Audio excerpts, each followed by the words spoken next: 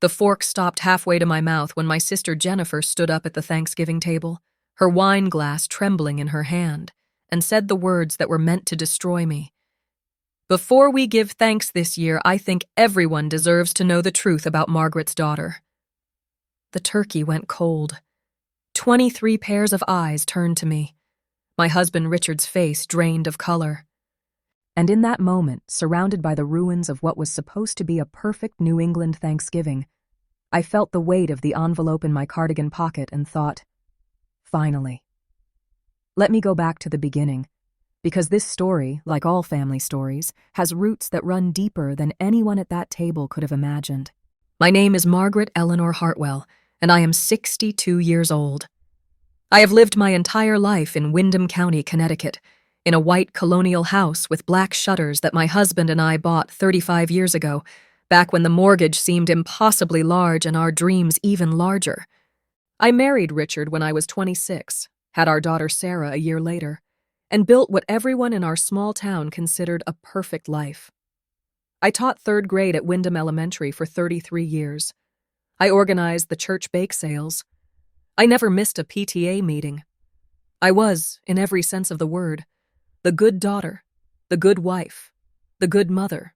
Jennifer, my younger sister by 4 years, was different. She was the wild one, the unpredictable one, the one who moved to Boston at 18 and came back only for holidays, always with a new boyfriend, a new business idea, a new reason why this time would be different.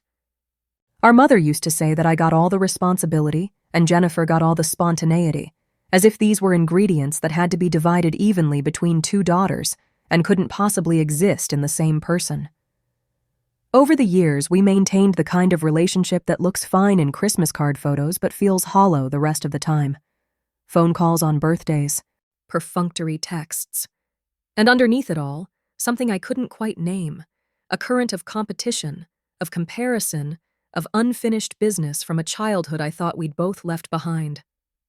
The thing is, Sarah doesn't look like Richard. She never has. She has my dark hair and my green eyes, but her face shape, her height, her hands, they're different. Richard is short and stocky, with light brown hair and blue eyes, the kind of solid, dependable look that matches his solid, dependable personality. Sarah is tall and willowy, with long fingers made for the piano she learned to play, with high cheekbones and a graceful way of moving that seemed to come from nowhere in our family tree. For 33 years, this didn't matter. Genetics are strange. People said she looked like my grandmother, or Richard's great-aunt, or simply like herself. We never questioned it because there was nothing to question. I had never been unfaithful. Not once. Not even close. Richard was the only man I'd ever been with. Our love story was boringly, beautifully simple. But 6 months ago, something shifted. It was April, that treacherous month when the Connecticut weather can't decide if it's winter or spring, and Jennifer came to visit for Easter. She stayed in our guest room, the one with the floral wallpaper and the view of the maple tree, and I noticed her studying the family photos on the hallway wall with an intensity that made me uncomfortable. She lingered over Sarah's baby pictures, her high school graduation, her wedding photo. At dinner, she made an odd comment. "It's funny how genetics work, isn't it? Sometimes children look nothing like their parents." Richard laughed it off. I felt something cold settle in my stomach. The comments continued. A week later, she called to ask about Sarah's birth. Was it at the hospital or at home? Were there any complications? Did I keep all the records? She said she was doing genealogy research, updating the family tree. It seemed innocent enough, but Jennifer had never been interested in family history before. Then in June, my cousin Linda mentioned that Jennifer had asked her for old photo albums from the 1980s, specifically ones with me in them. Linda thought it was sweet that Jennifer was making a surprise memory book. I thought it was something else entirely. I am not a suspicious person by nature. 35 years of marriage to Richard had been marked by trust, by routine, by the comfortable certainty of two people who know each other completely. But I know my sister. I know when she's planning something. So I did what any rational person would do. I started investigating. I looked through my old diaries, my photo albums, trying to see what Jennifer might be seeing. I contacted the hospital where Sarah was born and requested copies of all the birth records. And then, on a hot July afternoon while Richard was playing golf and I was supposed to be at book club, I sat in my car outside a private investigator's office in Hartford and wondered if I was losing my mind. I didn't hire the investigator. But as I sat there, watching people come and go from the nondescript office building, I saw someone I recognized. Jennifer. She emerged from the building carrying a manila folder, looking around nervously before getting into her car. She didn't see me. I sat there for 20 minutes after she left, my hands gripping the steering wheel, my mind racing. What was she doing? What was she planning? And more importantly, why? That night I couldn't sleep. Richard snored softly beside me. The ceiling fan turned lazy circles above us, and I stared into the darkness thinking about genetics and jealousy and the 1,000 small ways families can turn against each other. By morning, I had made a decision. If Jennifer was building a case against me, if she was planning to accuse me of something, I needed to know the truth myself. Not because I doubted my own fidelity, I knew my own history, but because I needed evidence. I needed proof. I needed to be ready. The DNA testing kit arrived in a discreet brown package. I ordered 3 of them. One for Sarah, which I explained away as a fun ancestry exploration. One for Richard, who thought it was silly but went along with it. And one for myself. I sent them to a reputable laboratory, not one of those cheap online services, but a facility that courts would accept. The results would take 6 to 8 weeks. In the meantime, I waited. And I watched my sister. September came, and with it, more strangeness. Jennifer started showing up unannounced.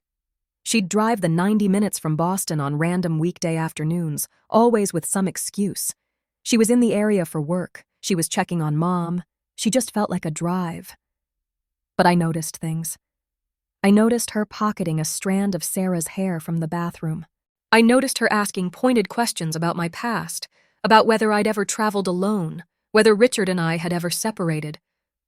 The web she was weaving became clearer and darker, and I realized that this wasn't just about Sarah. This was about Jennifer's need to prove that I, the perfect sister, the one who'd done everything right, had been living a lie. What kind of person does that? What kind of sister tries to destroy her own family? As I waited for the DNA results, I found myself lying awake at night, not worrying about what they would say. I knew what they would say, but trying to understand what had broken so badly between Jennifer and me that it had come to this. Was it because I got married first? Because Mom and Dad always compared her to me? Because I had stability when she had chaos? Or was it something deeper? Something that went back to childhood bedrooms and borrowed clothes and the infinite tiny resentments that accumulate over decades of being sisters. The results came back in October. I picked up the certified mail on a Tuesday afternoon, and I sat in my kitchen. The kitchen where I'd made 35 Thanksgiving dinners, where I'd packed hundreds of school lunches, where I'd lived the unremarkable, beautiful life that Jennifer apparently couldn't stand. And I opened the envelope. Sarah was Richard's daughter. 99.97% certainty. The relief was strange because I'd never really doubted, but seeing it in black and white, official and undeniable, felt like vindication. I put the results in my desk drawer and waited. But there was something else in those results. Something I hadn't been looking for. The ancestry report included genetic matching with relatives, and it had automatically connected to other people in the database who'd taken tests. And there, in the list of Sarah's genetic relatives, was something impossible. Sarah shared DNA with my mother, as expected, with me, as expected, with Richard and his family, as expected. But she shared no DNA with my father, her grandfather, who died 10 years ago. That couldn't be right. I checked the results again. Then I checked my own results. And that's when I saw it. My father wasn't Jennifer's biological father. I sat with this information for 3 days. I didn't tell Richard. I didn't confront my mother. I just sat with it, and slowly, pieces began to fall into place. Jennifer was born in 1966, 4 years after me. That would have been right after my parents' rough patch, the one I barely remembered but that my aunt had mentioned once at a funeral, the few months when Dad had moved in with his brother and Mom had been going through something. I'd always assumed they'd worked it out, that Dad had come home, that everything had gone back to normal. But what if there had been someone else? What if Jennifer was the product of that brief separation? And what if, on some deep, unconscious level, Jennifer had always known she was different, had always felt like she didn't quite belong, and had spent her whole life trying to prove that everyone else was as flawed as she felt? It explained everything. The competition, the jealousy, the need to tear me down. If Jennifer could prove that my perfect life was a lie, that Sarah wasn't really Richard's daughter, then maybe she could justify her own existence, her own difference, her own feeling of being on the outside looking in. It was tragic, really. And it made what was about to happen at Thanksgiving even more complicated than I'd anticipated. I made the decision to order more tests. With Richard's permission, I had him tested against Jennifer. They'd always been close, and he agreed it would be interesting to see genetic compatibility. I convinced my mother to do one, telling her it would be fun for the whole family to compare results. I even got Jennifer to agree, playing on her supposed interest in genealogy. None of them knew what I was really looking for. By mid-November, I had a complete genetic picture of our family, and it was nothing like what any of us had thought. The days leading up to Thanksgiving were surreal. I bought the turkey, made the pumpkin pies, polished the good silverware that had been my grandmother's, and pretended that everything was normal. But I knew what was coming. Jennifer had been dropping hints, making cryptic comments about big revelations and finally telling the truth. She called Mom 3 times to confirm she'd be there. She asked who else was coming. Aunts, uncles, cousins, the whole extended family. She wanted an audience. She wanted to humiliate me in front of everyone who mattered. And I decided to let her. Thanksgiving Day was perfect in that cruel way that weather can mock your internal turmoil.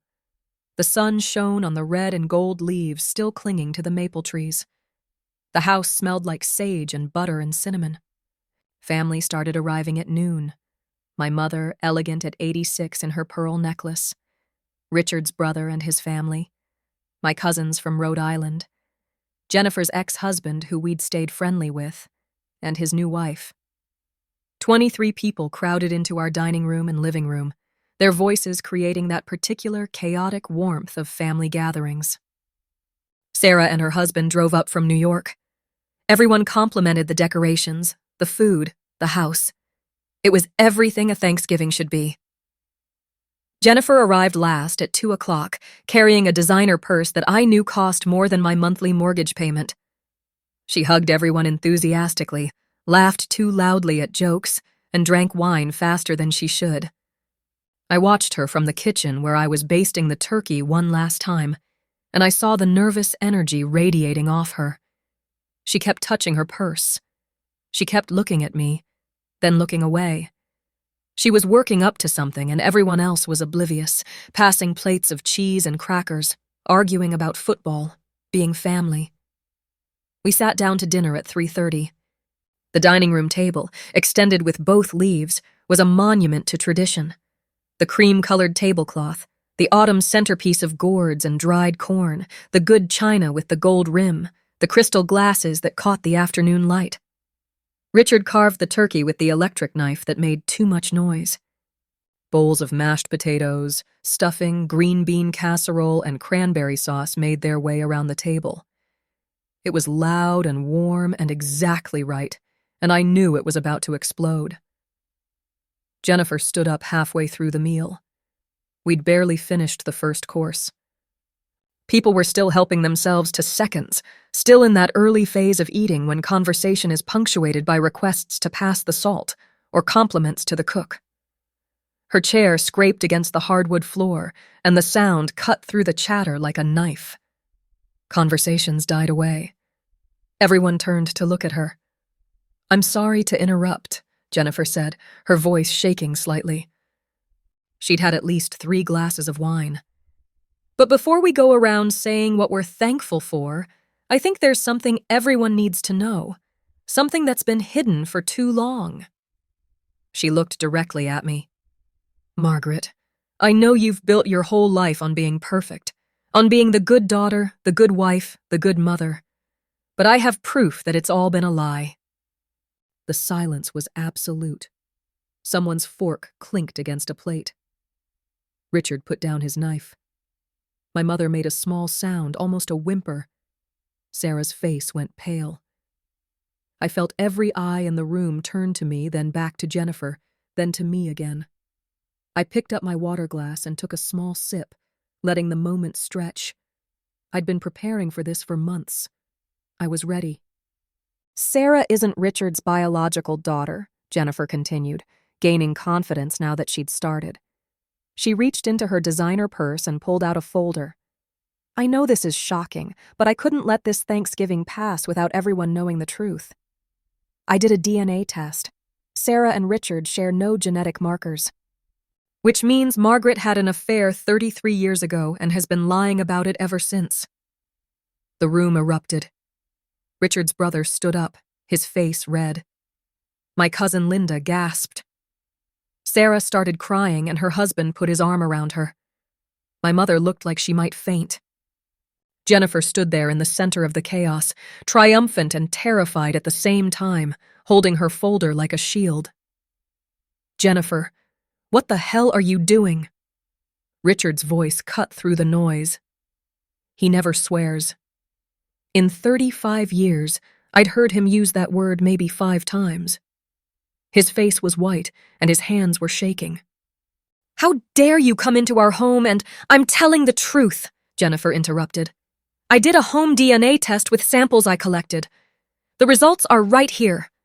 I'm sorry, Richard, but you deserve to know. Everyone deserves to know. I watched her for a long moment. She'd choreographed this so carefully. The timing, the audience, the dramatic revelation. She'd imagined my humiliation, my fall from grace, the moment when perfect Margaret was revealed to be just as flawed as everyone else. What she hadn't imagined was that I'd been planning too. Are you finished? I asked quietly. My voice sounded calmer than I felt. Is there anything else you'd like to say before I respond? Jennifer blinked, thrown off by my composure.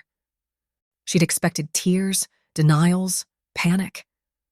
I just think everyone should know the truth. I did this for the family. Someone had to have the courage to what? To humiliate me? To destroy my marriage? To hurt Sarah? I stood up slowly, and my chair made the same scraping sound Jennifer's had. I reached into the pocket of my burgundy cardigan, the one I'd deliberately chosen because it had deep pockets, and pulled out 3 envelopes. They were thick, official, sealed with the logo of the laboratory. Before you continue, Jennifer, I think you should know that I've been aware of your little investigation for months. I've known you were planning this, and I did something you apparently didn't think to do. I went to a real laboratory. Not a home testing kit that you probably contaminated or misread, but an accredited facility that courts use for paternity cases. I held up the first envelope. This is Sarah's DNA test, compared to Richard's. Would you like to know what it says? I didn't wait for her to answer. Sarah is Richard's biological daughter with 99.97% certainty. Your test was wrong, Jennifer. Or you lied. Or you were so desperate to prove I'd done something wrong that you convinced yourself of something that isn't true. The relief in the room was palpable. Richard slumped in his chair, his head in his hands. Sarah burst into fresh tears, but these were different, cathartic, relieved.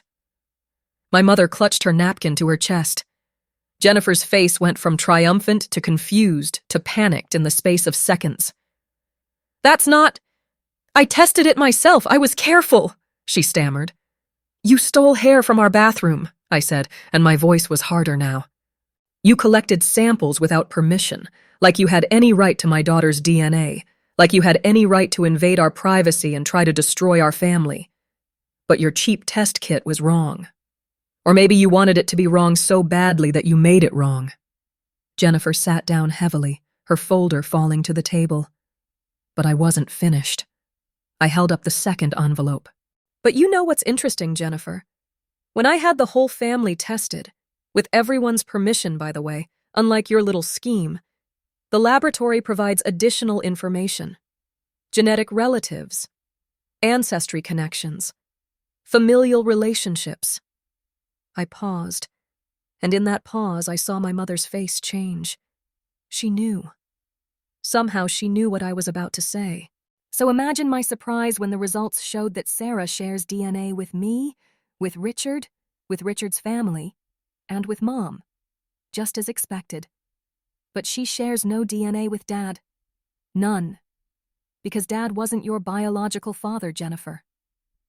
The silence that followed was different from before. This wasn't shocked silence. This was the silence of something breaking, of a truth too big to absorb all at once. Jennifer's face went from pale to gray. She looked at Mom, who was staring down at her plate, tears streaming down her face. What? What are you talking about? Jennifer whispered. That's not... You're lying. You're making this up to... I have the results right here, I said, placing the envelope on the table in front of her. Certified, official, irrefutable. You are not genetically related to the man we both called Dad, which means Mom had a relationship with someone else, which means the secret you were so desperate to uncover wasn't mine, Jennifer. It was yours. My mother was crying openly now, her 86 years of carefully maintained composure dissolving. I'm sorry, she whispered, so quietly we could barely hear her. I'm so sorry. It was 1965. Your father and I separated for a few months. We were so young, and we were fighting all the time, and he moved in with his brother. I met someone. It was brief, just a few weeks.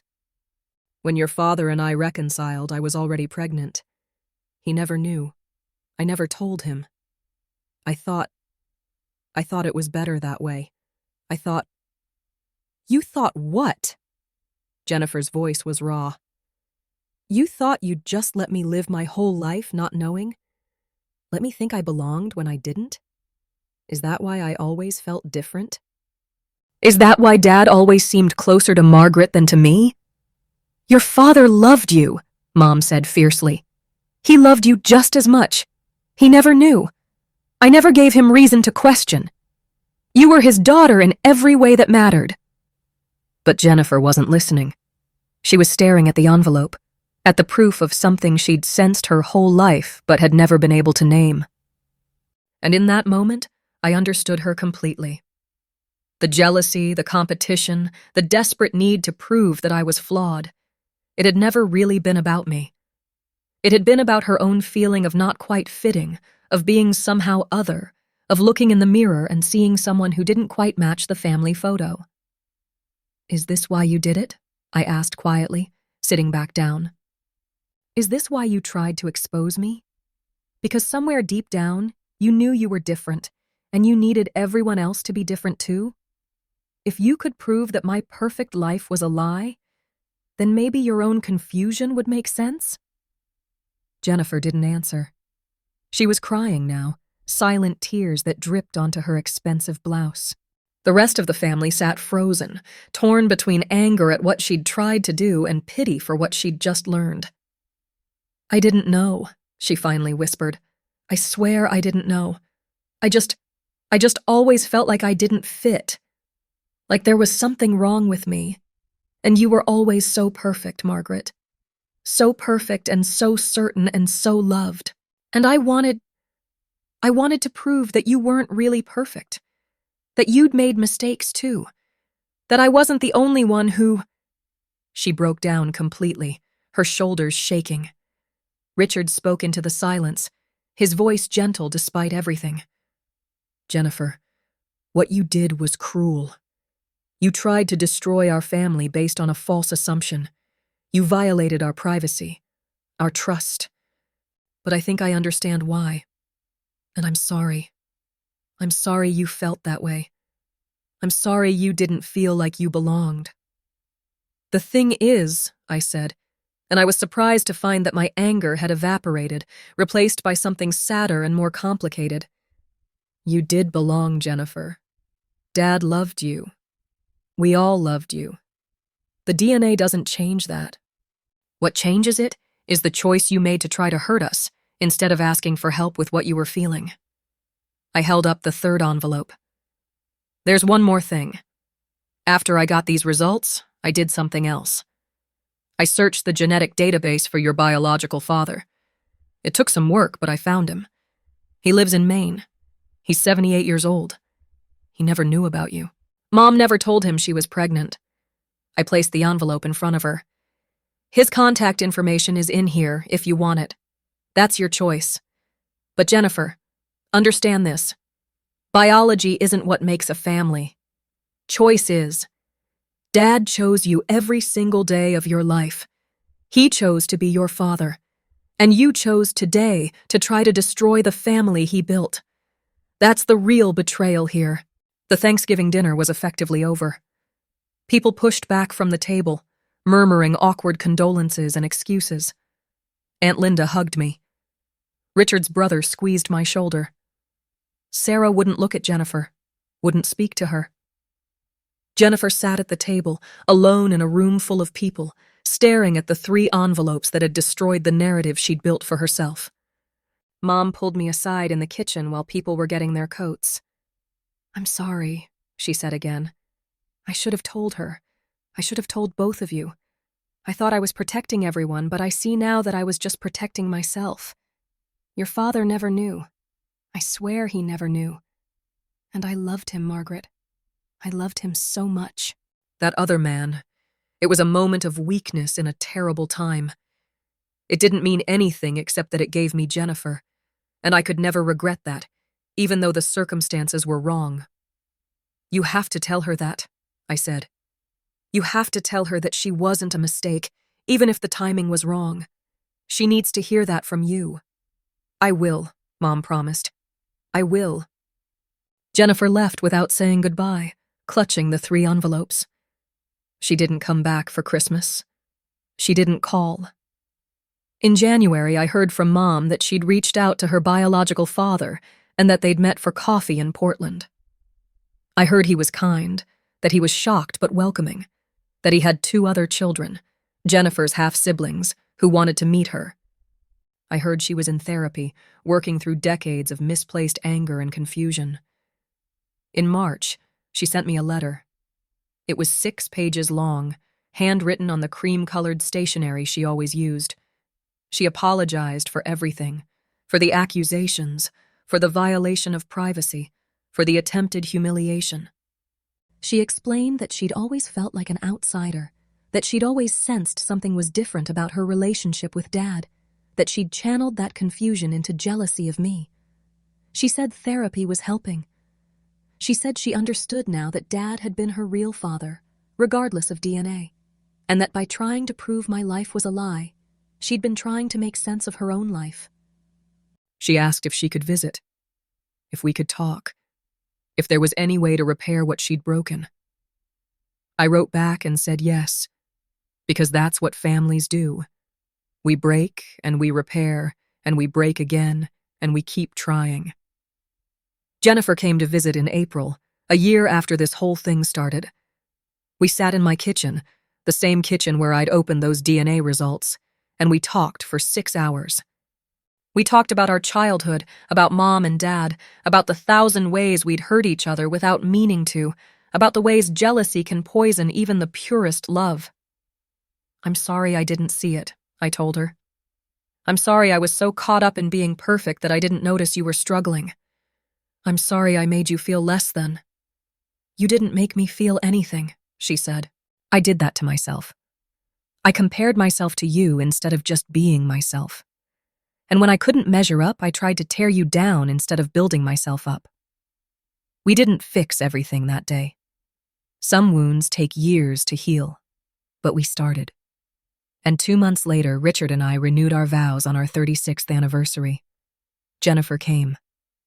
She stood in the front row next to Mom, and when the pastor asked if anyone objected to our union, she stood up, My heart stopped, and she said, "I don't object. I celebrate it, and I apologize for ever making you doubt it. I love you both." She sat back down, and Sarah reached over and squeezed her hand, and I saw the beginning of forgiveness. Families are complicated. They're built on genetics and choice, on blood and on love, on truth and on the stories we tell ourselves to make sense of our place in the world. Jennifer and I will never be those sisters who call each other every day or who finish each other's sentences. But we understand each other now in a way we never did before. We understand that everyone is carrying something, that everyone has their own story, that the person who seems to have it all together might be falling apart inside. I think about that Thanksgiving often. I think about the moment Jennifer stood up, so certain she was exposing my secret, not knowing she was about to discover her own. I think about the cruelty of what she tried to do, but I also think about the pain that drove her to do it. I think about my mother, keeping a secret for 60 years, thinking she was protecting us when really she was just delaying the inevitable. I think about DNA tests and family trees and the stories we construct about who we are and where we come from. But mostly I think about forgiveness, about how my daughter forgave her aunt for trying to destroy her parents' marriage, about how Jennifer forgave our mother for lying to her for 6 decades, about how Richard forgave me for the months I spent suspecting my own sister without telling him, about how I forgave Jennifer for the violation, the accusation, the attempted humiliation. Because holding on to anger is like holding on to hot coals. You're the one who gets burned. It's been 18 months since that Thanksgiving. Jennifer is remarried now to a good man who knows her whole story and loves her anyway. She has a relationship with her biological father and his children. She's still in therapy. She still struggles with feeling like she belongs. But she's trying, and that's all any of us can do. Last month, she called to ask if we were hosting Thanksgiving this year. She said she wanted to come. She said she wanted to help cook. She said she had a lot to be thankful for, and she wanted to say it surrounded by family, the family that chose her, even when biology got complicated. I said yes, because that's what you do. You set the table, you light the candles, you put out the good china, and you gather the people you love, messy and complicated as they are. You give thanks for the family you were born into and the family you choose and the grace to know the difference.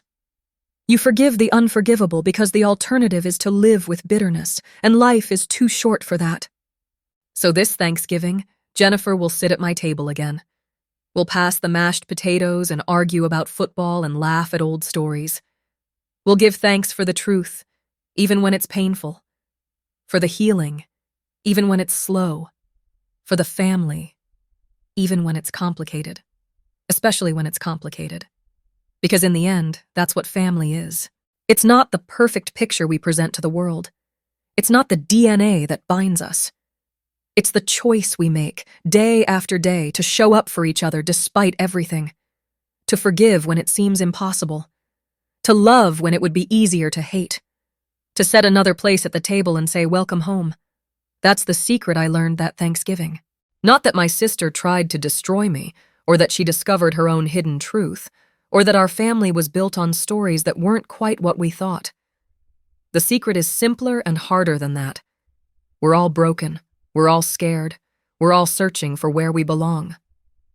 And the only way through it is together, with honesty and grace and the willingness to pass the cranberry sauce to the person who once tried to ruin you, because they're still your sister, and the table has room for everyone who wants to be there. So when you gather with your family this year, remember that everyone at the table is carrying something. Everyone has their own story, their own pain, their own secret they're terrified will be exposed. Be gentle. Be honest. Be forgiving. Because someday, you might be the one who needs grace. And you'll hope that someone will pull out a chair and say, "Sit down. You're home."